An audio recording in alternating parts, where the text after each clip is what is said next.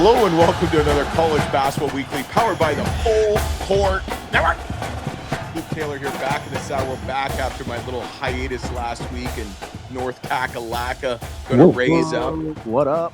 What up, what up, what up? Don't forget to subscribe, rate, and review. We got a couple more subscribers on our YouTube channel, and we haven't had a 5-star review in a while on our Apple Podcast or Spotify. So make us feel pretty, make us feel good, and throw that down. But man, it's heating up. It is. Got a couple more weeks. Posted on our social accounts. Like how many days till March? Something like that. It's like 10 days. Yeah, 10 days to March. Yeah. What is it? The 23rd. So we're actually it's the 24th. So you got to think 5 days. And conference championships are heating up. I love that their post that they won the regular season conference title means nothing in the grand scheme of things, unfortunately. But no, big ups to them. I wish it did mean something. Conferences it does. The power conferences it does. Well, it does because it gives you better seating, better opportunities, gets you one step closer and stuff like that. So I'm back. I want to hear how your trip went. You PD Pablo'd it, North Carolina, throw your hands up. I did. Take your shirt off, helicopter. Wave it like a microphone. Yeah, there you go.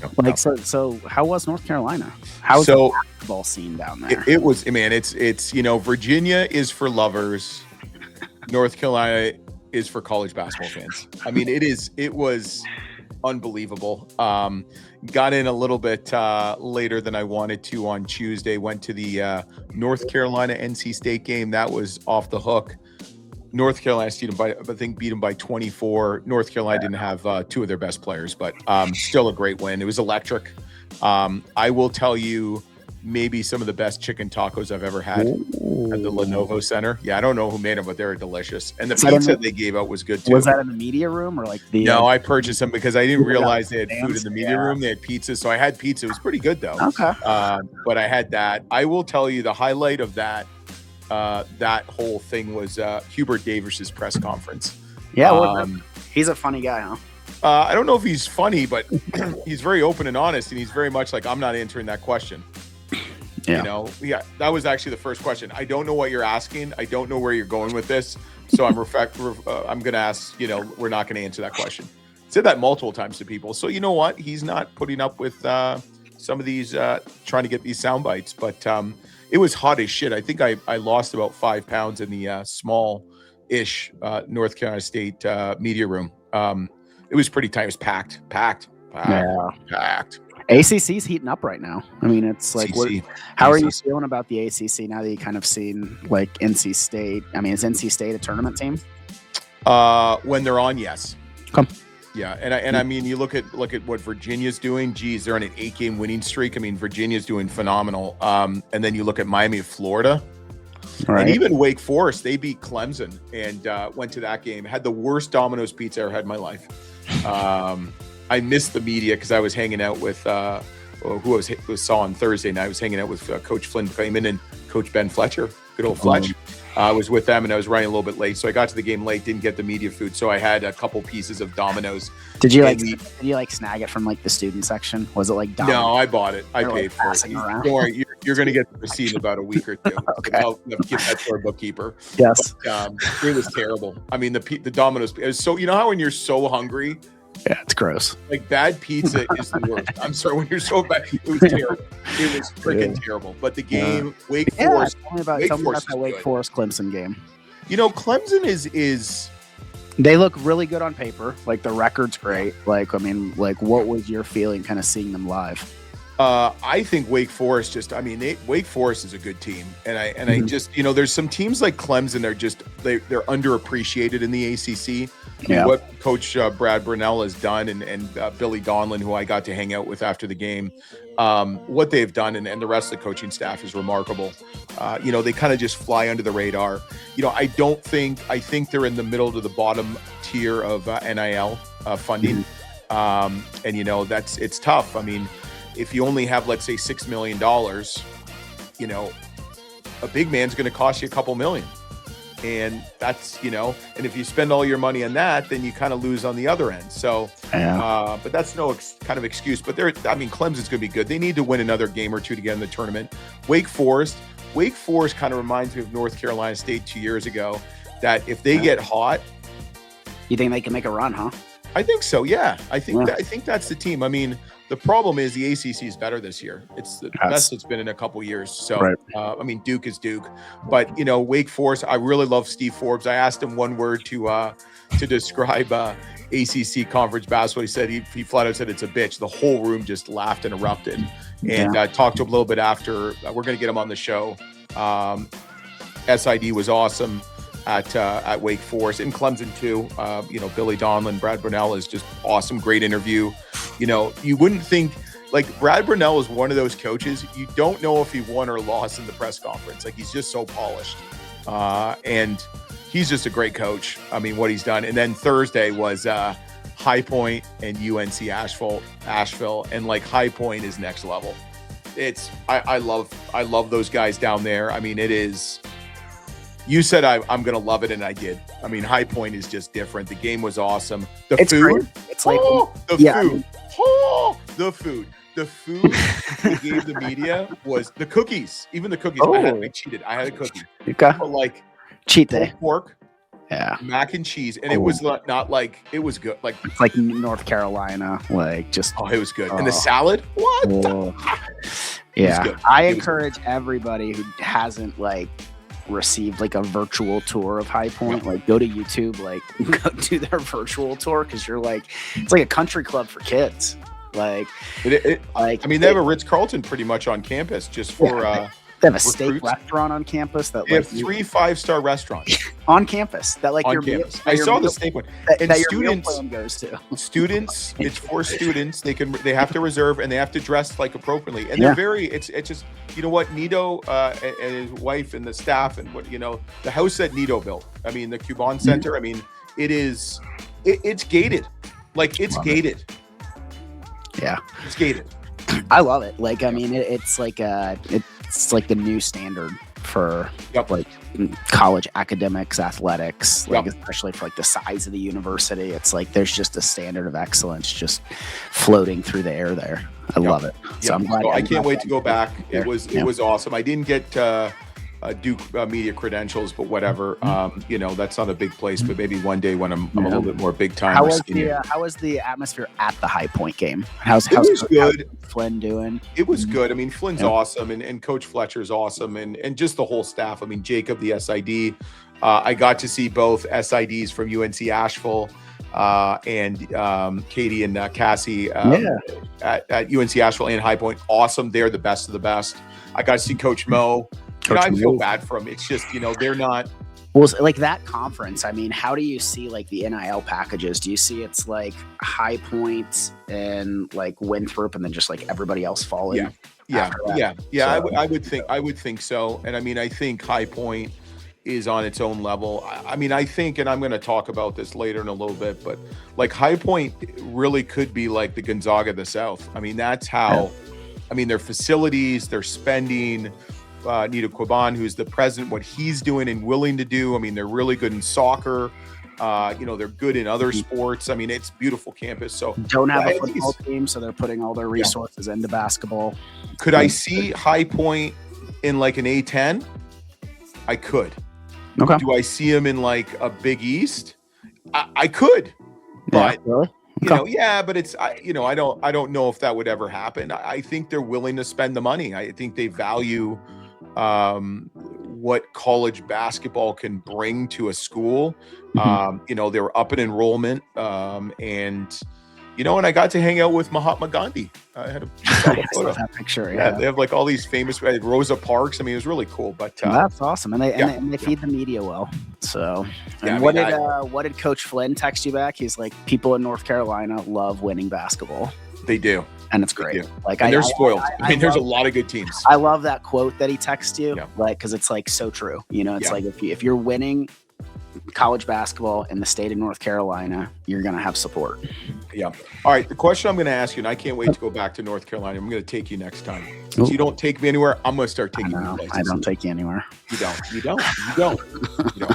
All right. Give me in a minute or less your final 4 predictions. Oof. The big part is, and we talked about this preseason. Yeah. Will the SEC still not be a part of the party according to Sammy D?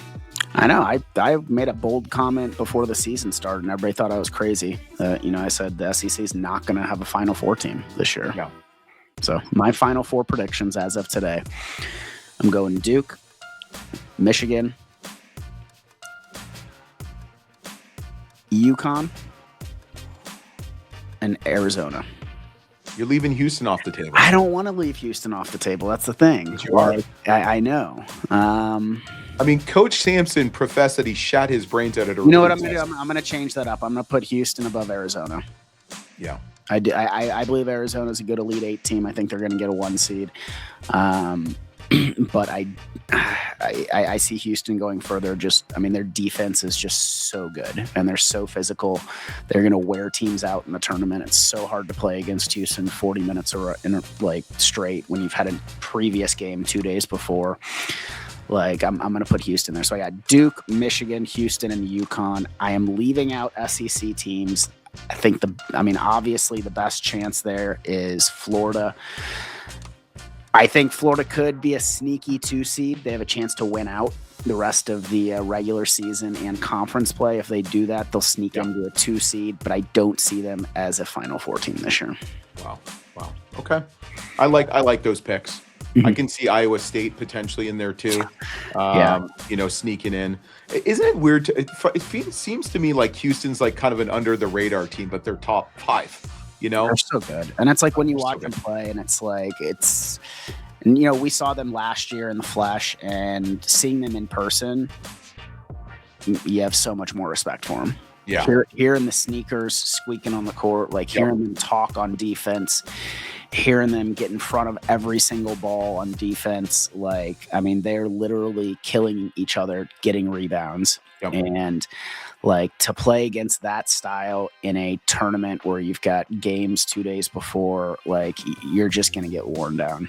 And I see them just continually peaking year after year, game after game this season. Yep.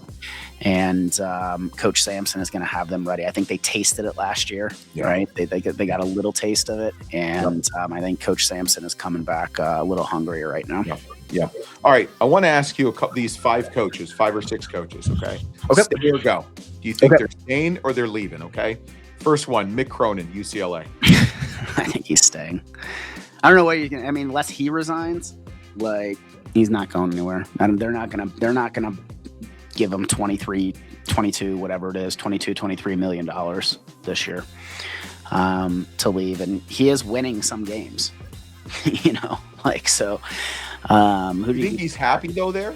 No, he's not happy. But if he, I don't think he's going to resign. Knowing that he's got, $23 million on the hook for a buyout.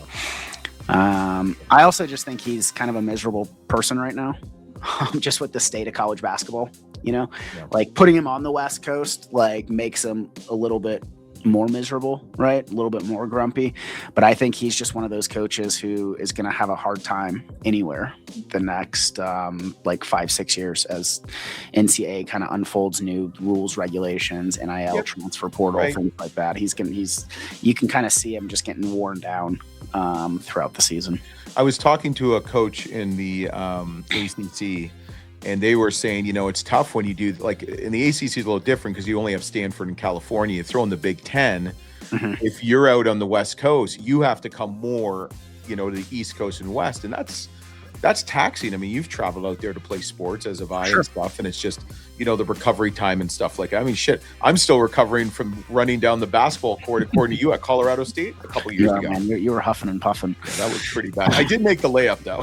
I got fouled by the air. Yeah, right. All right, number 2, Travis Steele, Miami of Ohio. I think he's out of here. I think it's up to him, obviously, right? Yeah.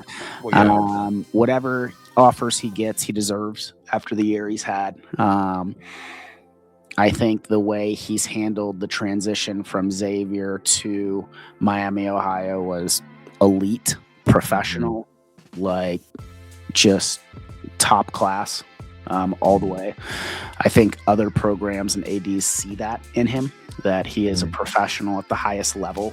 And I think, when you are tasting that success at the mid-major level, you're going to bring that to to a high major power conference school.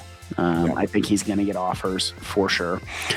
What they are, I don't know. I think he's going to be part of a bigger domino effect. In all honesty, I don't know if he's going to get a power conference offer.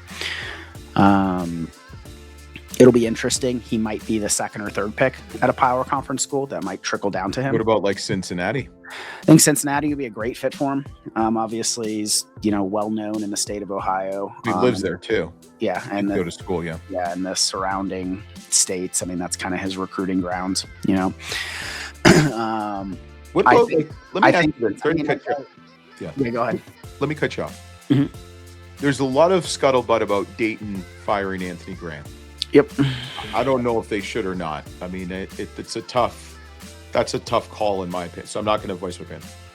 Do you see a Travis Steele going to like a Dayton, which is kind of like a Xavier in the sense of basketball? It's in the A10, which should be a multi-bid league. It should be this year, but it's not up to us.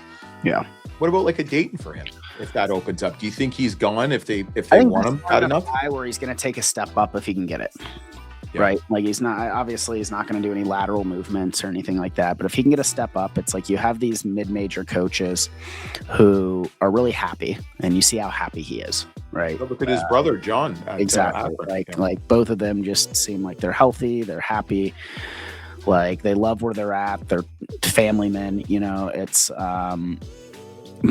but you also look at, Travis is a smart enough coach where he's like, this is a once in a generational run he's on this year. He has to use that to advance his career and most likely take some of his Miami, Ohio players with him, and that's what you've seen from some of these coaches, like Ben McCullough and others where, once they taste success, they're going to bring those players that help them get there as well. So I can see, Coach Steele doing that. I think a move into the A10, in one of the 4 or 5 schools in the A10 that's very well funded would be a great move for Travis Steele. Like I said, I can see him part of being that domino effect if like Josh Schertz. Don't go away from it. All right, let's go to Josh Schertz. Staying or going? I think he's going to go to. Like, I just see him moving frequently with the landscape of college basketball. He's always going to kind of want a taste of something a little bit better. But that's what I was going to get. If Schertz moves on to a school, that opens SLU, and I can see like Travis Steele taking that job and seeing what happens there. But with Schertz, I think, his name is in a lot of people's mouths right now with like how well he's done on a record basis this year. I'm not going to touch that comment. That's fine. It's like, I'm not a big fan of his wins and losses this year. I think he's a good coach. I think he's going to get offers. I do think he's going to take a better offer. Yeah. Especially like you see some of his players that have been with him over the past 3-4 years from Indiana State. Now it's SLU, like they're going to be gone after this year. And same thing like Coach Steele. It's like he's going to get offers. He knows that this is kind of generational runs and seasons he's having, so he's gonna take it. Okay. Jared Calhoun, Utah State. I think he's the front runner for the Cincinnati job. Because he went there. Yeah, and I think it's a great job for him to move into the Big 12.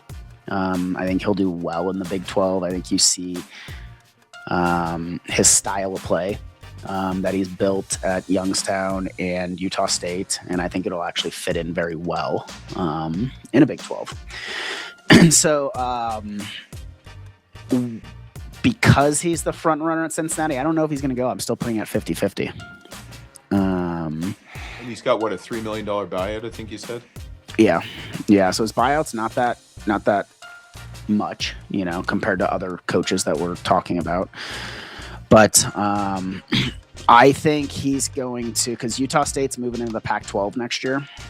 I think that's kind of one of the big criteria here is like how much more resources will Utah State get in the Pac compared to what Cincinnati currently has in the Big 12. The thing you have going for the Big 12 is, it can be anything from a 6-bid team to a 10-bid team every year. So it's like, you can finish 9th in the Big 12 and get in the tournament, right? Whereas I think the Pac-12, the next couple of years, you need to finish in the top 2 or 3. Yeah. I think you're just shifting Mountain West bids to the Pac-12.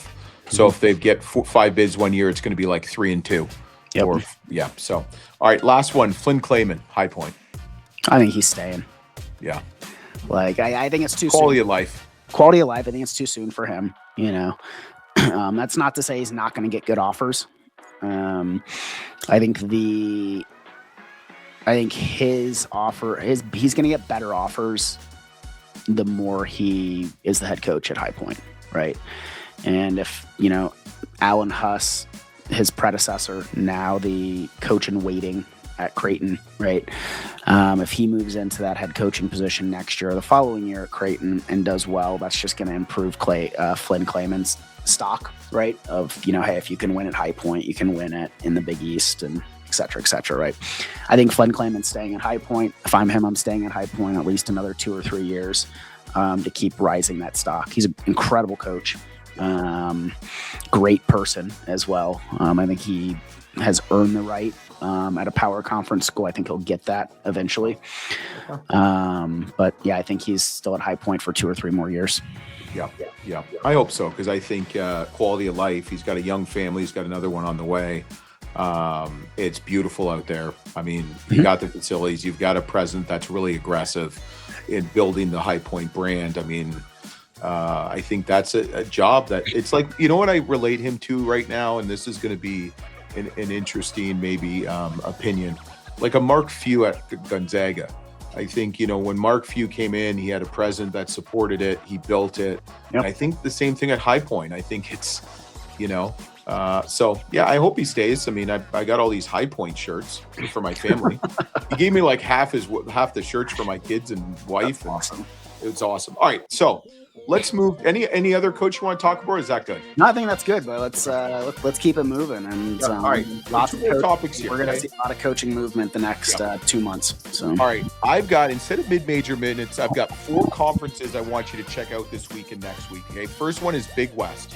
You got UC Irvine, Hawaii, CSUN, California State, Northridge. They're all 11-5. Okay, then you got 3 teams at 10-7: UC Davis, UC Santa Barbara, and CSU Fullerton. Thursday, mark the calendar this Thursday: Hawaii at UC Davis and UC Irvine at CSUN. So that's it. Let's check out the Big West. That's going to come down to something. The Horizon League.